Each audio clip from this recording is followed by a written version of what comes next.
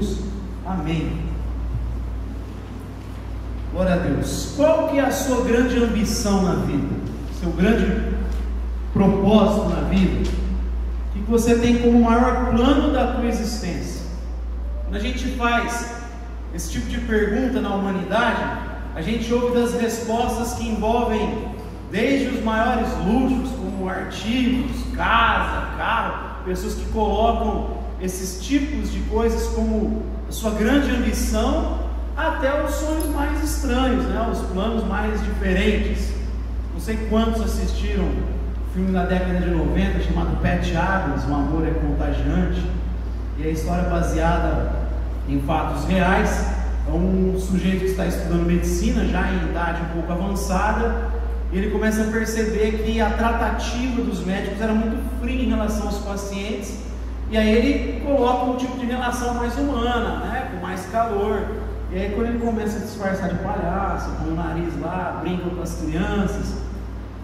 E num dos episódios, num dos momentos da vida dele, ele está lá com algumas pessoas mais idosas que estavam doentes, estavam ali no estágio final. E aí ele pergunta para uma senhorinha: qual que era o teu sonho? Ela fala: olha, quando eu era pequeno, minha avó deixava eu colocar a mão na macarronada e brincar, e meu sonho sempre foi nadar numa piscina cheia de macarrão, né? E aí eles vão lá e se unem, os enfermeiros fazem uma piscina na entrada do hospital, levam ela, colocam macarrão. E é verdade, eu ouvi na própria entrevista do real Patch Adams, ele fala que realmente fizeram isso. Você tem ambições das mais variadas, das mais estranhas, diferentes, né, que trouxeram a memória afetiva dessa senhora, até as ambições de artigos de luxo. Mas, meus irmãos, a Bíblia apresenta para nós um grande propósito. O maior plano que a gente pode ter, a maior ambição da nossa vida, a Bíblia apresenta como aquela que visa formar a imagem de Jesus de Nazaré em cada um de nós.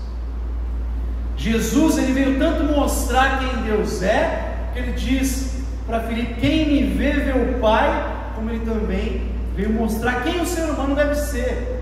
Ele é totalmente humano e divino. Ele veio mostrar para nós o tipo de humanidade que nós devemos exercer na nossa caminhada. Nós aprendemos a ser gente com Adão, o homem caído. Cristo veio nos ensinar a sermos gente como gente deve ser. E gente deve viver como Cristo viveu. E a Bíblia apresenta 3 textos que falam sobre essa grande ambição na nossa vida, esse grande projeto. E cada um deles apresentado num tempo verbal diferente, mostrando todo esse processo de Deus nas nossas vidas. Hoje a gente vai usar a Bíblia um tantinho bom. Eu gostaria que você abrisse primeiro em Romanos capítulo 8, verso 29.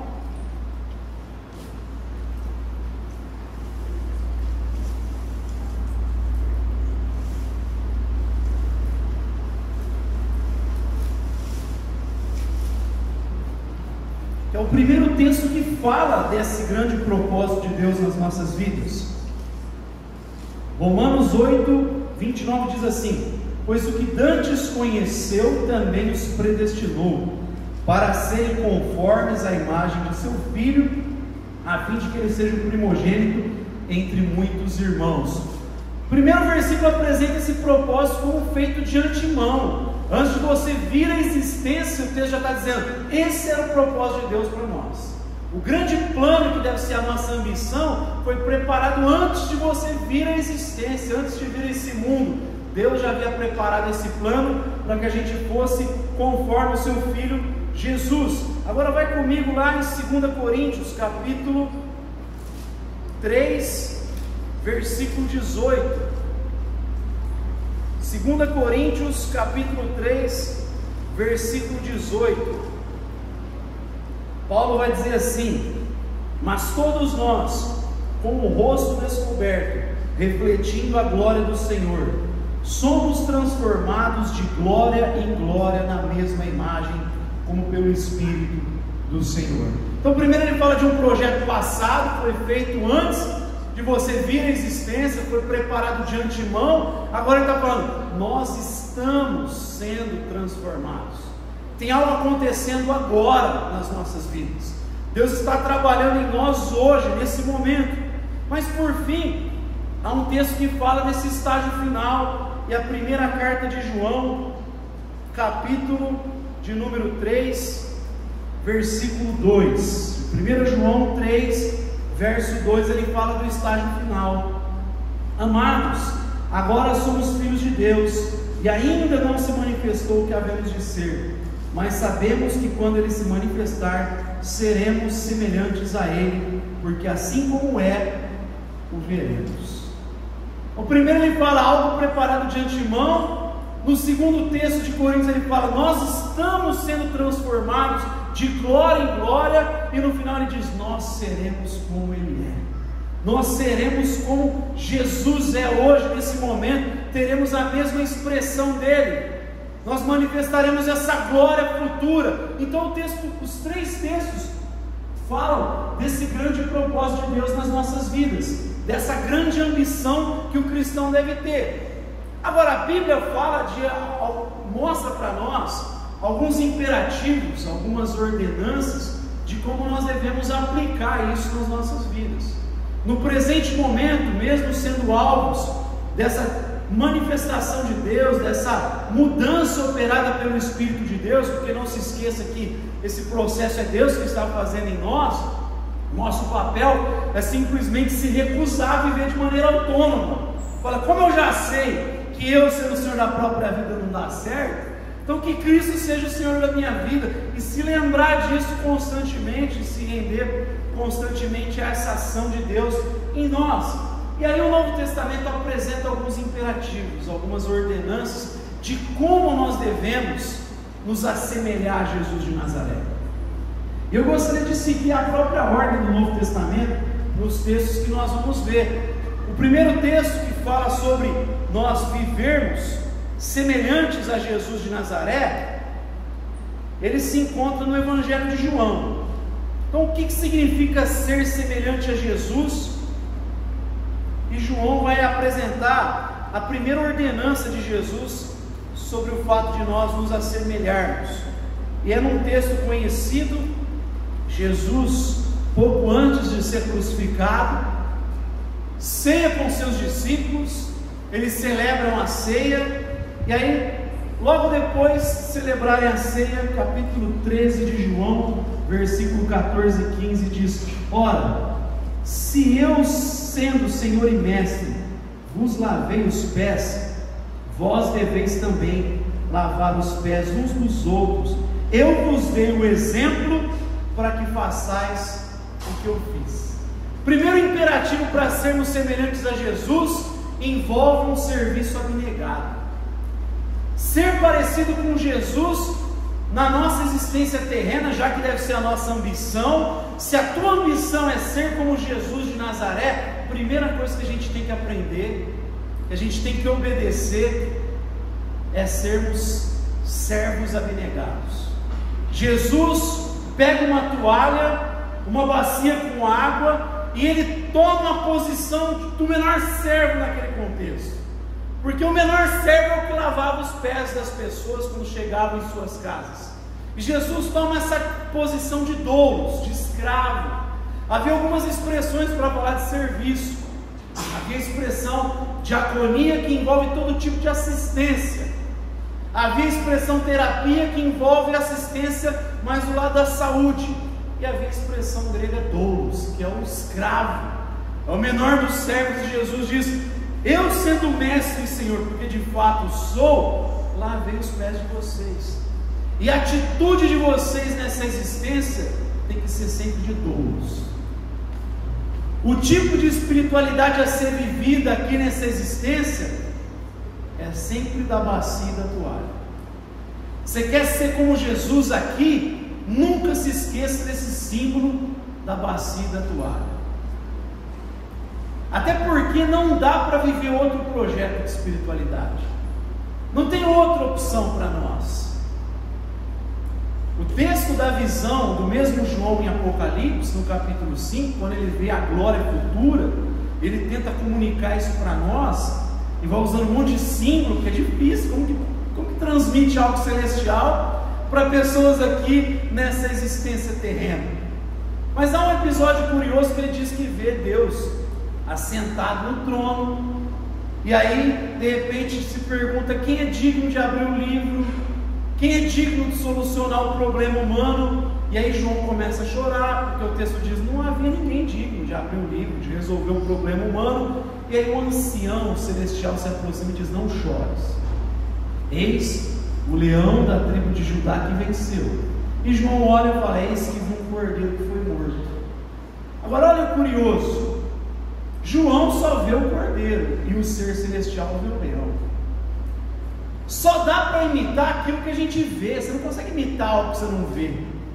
A gente, enquanto cidadão nessa jornada terrena, só olha e vê o cordeiro.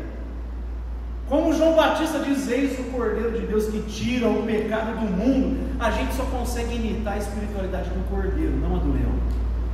Está cheio de gente nesse contexto tentando viver a espiritualidade do leão, tentando trazer para hoje aquilo que ainda não no reino de Deus, porque o reino de Deus ele já está entre nós, mas ainda não em plenitude. E está cheio de gente querendo viver o ainda não agora, e até deturpando essa ideia do ainda não, tentando viver como rei, falando que vai desfrutar do melhor da terra, achando que Deus colocou aqui para o cara mandar, para o cara fazer, para o cara desfrutar de bens, de riqueza material, de prosperidade material, colocando isso como se fosse uma promessa de Deus, colocando algumas ideias que são estranhas à Bíblia, que o crente não fica doente se ele tiver fé, que o crente vai ser livre de todo tipo de sofrimento, de tribulação, de enfermidade. A Bíblia não diz isso.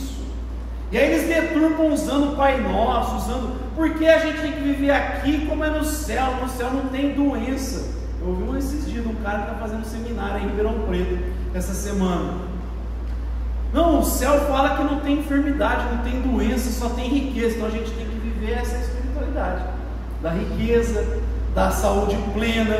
E aí se esquece que Paulo tinha enfermidade, espinho na carne, possivelmente uma enfermidade nos olhos.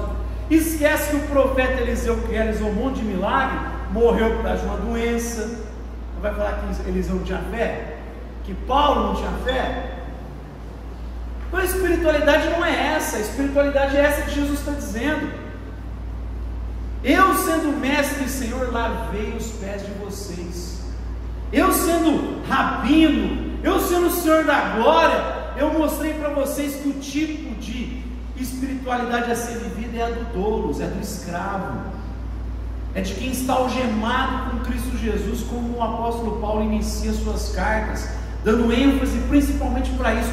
Paulo, escravo de Deus, escravo de Cristo Jesus, comprado pelo sangue de Cristo Jesus. A espiritualidade a ser vivida aqui é essa, da bacia e da toalha. Não é de cetro, coroa, de manjares, é viver como Cristo viveu, porque isso é imperativo. Jesus está dizendo no verso 15: eu vos dei o exemplo. O que é exemplo? É para você seguir. O exemplo é para ser seguido. Então que a gente aprenda, num primeiro momento, a viver essa espiritualidade do serviço. Primeira coisa, você quer ser semelhante a Jesus? A ambição da tua vida é ser como Jesus? Primeira coisa que eu tenho que aprender e obedecer é o serviço abnegado. Segundo ordenamento, segunda ordem que a Bíblia nos apresenta no Novo Testamento, se nós queremos ser semelhantes a Jesus, está lá em Efésios capítulo 5, carta de Paulo aos Efésios capítulo 5, versículo 2, diz assim: e andai em amor, como também Cristo vos amou e se entregou a si mesmo por nós, em oferta e sacrifício a Deus em cheiro suave. Segunda verdade, se nós queremos ser semelhantes a Jesus, é vivermos em amor.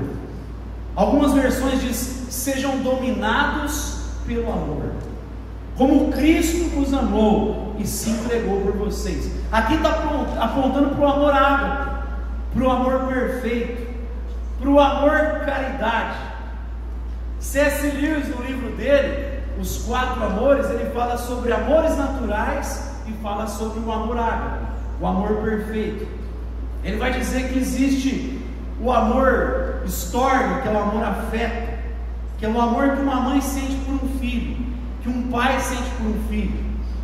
E aí ela vê o amor necessidade no filho, ele precisa ser cuidado, alimentado, amamentado, e vendo a necessidade, ela transforma o amor dela em amor doação. Aí ela se entrega para o filho. Mas isso é um amor natural. Não precisa ser cristão para manifestar esse tipo de amor afetivo. O amor afeto, ele está presente em casas e na vida de pessoas até que tiveram uma vida muito estranha, assim, uma vida de perversão. Você pega tiranos que possivelmente manifestaram algum tipo de afeto na sua casa, na sua família. O amor storge. Ele cita o amor filéu, que é a amizade. É o amor que nós temos com os nossos amigos. Nós temos coisas parecidas e é isso que nos aproxima. O mesmo livro vai dizer que a amizade começa assim, quando alguém diz para o outro: o que? Você também pensa assim? Eu pensei que era o único. E aí, tendo alguma coisa familiar, isso se torna o nosso alvo e a gente se torna companheiro de caminhada. É o amor filéu, amizade. Ele ainda vai citar o amor eros, da onde vem a palavra erótico, que é o amor romântico, que aí não é olhando para o horizonte, para o mesmo alvo como o amor filéu. O amor eros um olha para o outro, é o marido olhando para a mulher olhando para o marido. Esse amor também, se há de concordar comigo, está presente no cristão, no não cristão, é um amor natural. O eros é natural, o filéu é natural, e o storge é natural, o afeto é natural, a amizade é natural, e o romantismo é natural. No entanto, nós precisamos ser dominados e orientados pelo ágape, pelo amor caridade, o amor perfeito, que Paulo descreve em 1 Coríntios 13.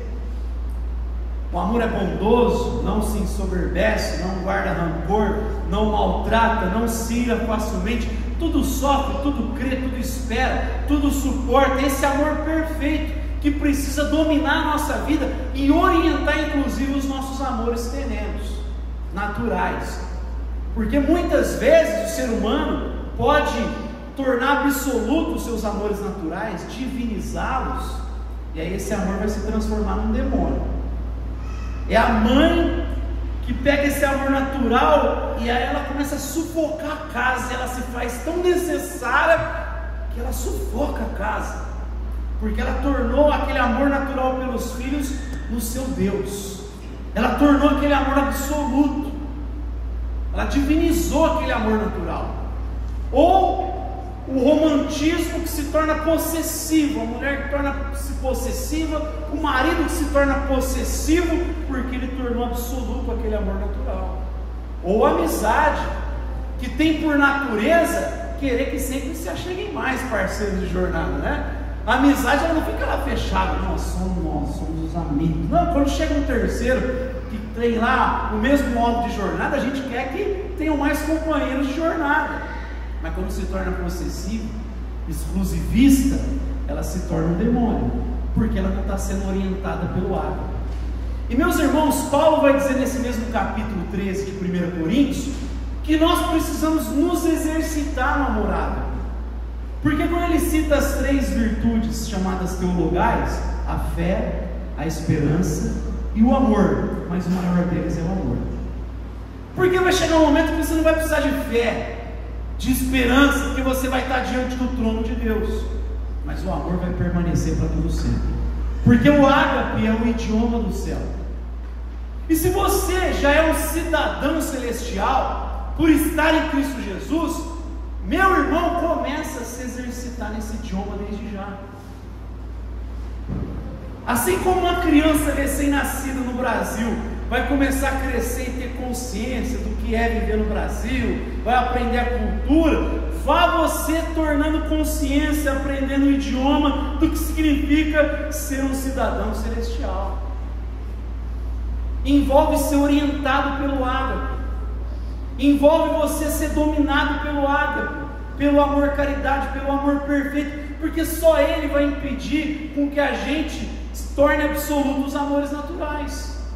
Ele vai fazer com que você perceba que os seus filhos não são tudo, eles não podem ser colocados no lugar de Deus, que a tua esposa não pode ser colocada no lugar de Deus, que o teu marido não pode ser colocado no lugar de Deus, que os teus amigos não podem ser colocados no lugar de Deus. E aí, uma vez que você entende isso, você vai entendendo a função de cada amor natural, porque o ágape está norteando você. E só o ágape provoca mudanças reais na vida dos outros, gera impactos por toda a eternidade. O Lewis, nesse livro que eu citei, ele fala assim: será que a gente vai se reconhecer na eternidade? Aí ele vai falar assim: depende. Depende com que tipo de amor você tocou a vida do outro. Porque se for simplesmente com amores naturais, eros, filéu, estorque, não, porque carne e sangue não podem herdar o reino de Deus. Mas se for movido pelo ágape, isso vai ser lembrado na eternidade. Mas até mesmo um copo de água dado ao menor dos meus pequeninos será lembrado na eternidade. Se o ágape te moveu para fazer algo em relação a alguém, esse amor que se entrega, esse amor perfeito, vai ser lembrado. E mesmo Jesus disse: quando você me deste de comer, me deste de beber, quando você foi me ver preso, ou quando você foi me ver doente, foi a mim que vocês fizeram. Vai ser lembrado, vai ficar uma marca por toda a eternidade. Façam uso das riquezas da injustiça para fazer amigos, para que eles vos recebam nas moradas eternas. Lucas capítulo 16, Jesus vai dizer. Você está sendo direcionado pelo amor ágape. Então a gente precisa se exercitar nesse amor, aprender a falar esse idioma desde já, que é o idioma que a gente vai falar por toda a eternidade. E nesse sentido a gente precisa se aperfeiçoar mais e mais para manifestar Deus uns para os outros, tornar visível esse amor uns para os outros. Sabe que tem uma teoria que foi feita na década de 80, e ela está presente em muitos livros de psicologia, embora atualmente ela tenha recebido algumas críticas, né? Mas ela dizia que conforme a gente vai vivendo muito tempo com as pessoas, a gente vai ficando parecido uns com os outros. Então a teoria dizia que os casais vão ficando parecidos conforme vão vivendo muito tempo juntos, inclusive esteticamente, porque eles vão pegando um pouco da feição, do jeito que um sorri, e vão pegando as mesmas expressões faciais, e vão ficando um pouco mais parecidos. E olhando para a experiência comum, ela tende a ser, né, pelo menos a concordar parcialmente com essa teoria, porque eu particularmente, muitas vezes o pessoal fala: não, pensei que vocês eram irmãos, a gente vê foto parecido, porque a gente vai ficando um pouco parecido nesse sentido. Agora, meus irmãos, se a gente aprende a falar o idioma celestial e ficando mais parecido com Jesus, você vai permitindo que o seu irmão perceba um pouco mais de Jesus, e aí, tendo mais proximidade com Jesus, ao momento que ele tem proximidade com você e você manifestando Jesus, ele vai também poder se parecer com Jesus, na medida que você manifesta Jesus para ele. Inclusive as pessoas que se aproximam de você, a pergunta é: elas saem melhores ou piores? Ao se aproximar e conviver com você, elas se tornam mais parecidas com aquela criatura que estará por toda a eternidade longe de Deus e portanto parece uma criatura diabólica, ou elas se parecem mais com aquela criatura celestial cheia de glória? Vai depender de como você tem manifestado Cristo na sua vida. Então a gente tem que ser semelhante a Cristo também nesse amor que Ele manifestou, especialmente na cruz do Calvário. Vamos caminhar. Terceiro, nós temos que ser semelhantes a Jesus, e aí o texto é Filipenses, capítulo de número 2, versículo 5. Sermos semelhantes a Jesus na sua humildade, na sua encarnação, de sorte que haja em vós o mesmo sentimento que houve em Cristo Jesus, que sendo em forma de Deus, não teve por usurpação ser igual a Deus, mas a si mesmo se esvaziou, tomando a forma de servo, fazendo-se semelhante aos homens, e achando na forma de homem, humilhou-se a si mesmo, sendo obediente até a morte, e morte de cruz. Sermos parecidos, semelhantes na sua humildade. Sendo Deus, Ele não se apegou ao ser igual a Deus, mas Ele se fez homem, e sendo encontrado em forma humana, viveu como servo. Ou seja, Jesus, quando quis manifestar Deus para nós, ele se identificou totalmente com o ser humano. Ele entendeu as nossas dores, ele entendeu o que é passar fome, o que é passar sede, ele entendeu tudo que o ser humano passa, ele se identificou com a gente. A ideia aqui não é de você ter uma baixa autoestima, não é você se autodepreciar, não é autodepreciação, até porque a nossa identidade está construída no que Deus diz sobre nós. Não é no que você pensa de você, não é no que o outro pensa de você. Nós construímos a nossa identidade naquilo que Deus afirma sobre quem nós somos, e é aí que a gente persevera até o final. Então não tem a ver com autodepreciação, tem a ver com humildade, tem a ver com identificar-se com o outro. Então quando a gente aprende a considerar o outro superior a nós mesmos, você está se colocando numa situação assim que Deus exige de você. Fica muito mais fácil você começar a amar mais o outro, inclusive, porque você vai começar a conhecer melhor o outro. Isso vai tornar você imediatamente mais capaz de ter compaixão e identidade com o outro. Fica muito mais fácil você manifestar Deus para o outro quando você consegue viver dessa forma, considerando o outro superior a você mesmo. Então a gente tem que aprender essa humildade de Cristo, olhar para o outro como se ele fosse superior a nós, como se ele fosse lá o teu patrão. Por isso que o mesmo Paulo fala: faça ao outro como se você fosse Cristo fazendo, aliás, como se ele fosse Cristo, e faça também o teu melhor, é como se você estivesse fazendo para Deus. Se a gente consegue ter esse olhar, fazer esse exercício, irmão, fica muito mais fácil de receber, de acolher o outro. Porque a gente sempre repudia o outro porque a gente é tomado por um julgamento precipitado, né? Você está sempre lá colocando aquilo que você acha que o outro é. Mas quando você tem esse exercício, você já consegue se aproximar e ver que o outro não é esse monstro que às vezes no primeiro momento você achou que ele era. Não é assim com as pessoas? Você olha e fala: não fui com a cara desse cidadão não, esse pastor é muito esquisito, cabeludo, esse cara é meio... esse outro aí fica... não sou com a cara desses Jonatas não. Mas se a gente consegue exercitar-se na humildade, você vai ver que esses preconceitos que a gente faz, eles caem por terra, e a gente consegue se aproximar, perceber as virtudes uns dos outros e também as fraquezas, mas para auxiliá-los. Isso exige de nós, vai colocar a gente numa capacidade de se identificar, mas também de confiança em Deus. Porque, fala sério, numa sociedade onde um pisa sobre o outro para conseguir, né, chegar lá, Jesus vem e fala assim: seja humilde, considere o outro superior. Você fala: não, aí eu vou ser humilhado, não, isso vai exigir fé de você, confiança que viver dessa forma, mesmo que a sociedade está pisando sobre o outro, você vivendo assim vai ser visto por Deus, e Ele vai trazer graça sobre a tua vida, Ele vai te recompensar, Ele vai manifestar graça sobre você, Ele vai te abençoar. Então exige de nós fé também, confiança, que o melhor jeito para viver é em humildade, e mesmo que a sociedade diga que isso é coisa de trouxa, a gente sabe que o Deus Celestial está olhando para nós, amém? E para finalizar, meus irmãos, sermos semelhantes a Cristo em sua longanimidade, em sua paciência. 1 Pedro capítulo 2,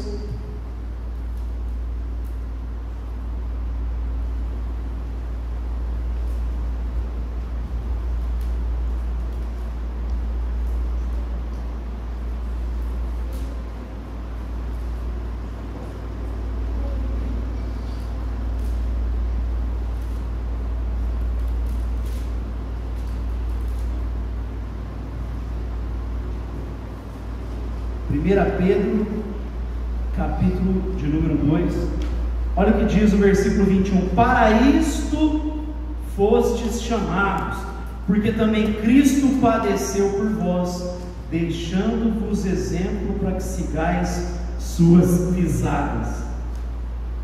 Para isto você foi chamado. Ele está falando que quando você estiver debaixo de uma autoridade injusta, sofrendo injustamente, louve a Deus, tenha paciência, seja longânimo, É melhor do que você sofrer por estar fazendo mal, por estar fazendo errado. Agora, se você está com uma consciência de temor diante de Deus, então seja grato, porque Cristo fez exatamente isso. Ele foi longânimo, sofreu injustamente. Ele fala: e você foi chamado para viver de maneira similar. É preciso exercitar-se na longanimidade. E nesse processo, irmãos, da gente se parecer com Jesus, Ele vai usar tudo. Deus vai usar tudo para chegar nesse estágio final, inclusive perseguições, sofrimentos, injustiças. Todas as coisas cooperam para o bem daqueles que amam a Deus, que foram chamados segundo o seu propósito. E aí entra no texto que a gente começou: porque aqueles que de antemão conheceu, também predestinou para serem conformes Jesus. Tudo vai cooperar para isso. Não só aplauso, ajuda, pelo contrário, muitas vezes é a luta, é o sofrimento, é a tribulação, porque a mesma Escritura diz: a tribulação produz perseverança, a tribulação produz caráter aprovado, a tribulação produz esperança. O sofrimento vai nos tornando mais humanos e nos tornando mais parecidos com Jesus de Nazaré. Deus age através do sofrimento. Olha para o Naamã lá, o comandante da Síria, que era um cara poderoso, um guerreiro famoso, era um cara que tinha favor do rei, era um cara que era rico, mas isso, as bênçãos, a popularidade, a fama, não o fez reconhecer Yahvé. Sabe o que levou ele para Yahvé? A lepra. Foi a lepra que conduziu esse homem a Deus. É o sofrimento que faz a gente se colocar diante de Deus na maioria das vezes. O Lewis vai dizer assim: Deus sussurra no nosso ouvido por meio da prosperidade, mas sendo maus ouvintes, Ele gira o botão do amplificador e berra através do sofrimento a cada um de nós. É quando a gente sente a dor, o sofrimento, que a gente geralmente reconhece Deus, e também é nesse processo que a gente vai aprendendo mais. Não é à toa que o sofrimento gera experiência, gera maturidade. Então eu preciso aprender com Jesus a ser longânimo e colocar todas as causas diante de Deus, e nesse processo deixar o Espírito Santo trabalhar a fim de que a gente se pareça com Jesus. Amém? E só para a gente concluir, eu gostaria de citar aqui o William Temple, quando ele diz assim: olha, não adianta você me apresentar uma peça de Shakespeare e falar: escreve aí igual Shakespeare. Shakespeare era capaz de escrever peças e textos geniais. Nem adianta, pastor, o senhor me mostrar a vida de Jesus e falar: viva igual a Jesus. Jesus era capaz, eu não sou. E aí ele vai dizer: mas se o espírito do Shakespeare pudesse viver em mim, eu seria capaz de escrever peças como as dele. Da mesma forma, se o espírito de Jesus de Nazaré puder viver em mim, eu seria capaz de viver uma vida como a de Jesus de Nazaré. É o Espírito Santo que produz alegria, longanimidade, fé, humildade, mansidão, domínio próprio, fidelidade. Deus já nos deu tudo o que precisamos para ter uma vida piedosa. O que a gente tem que fazer é se render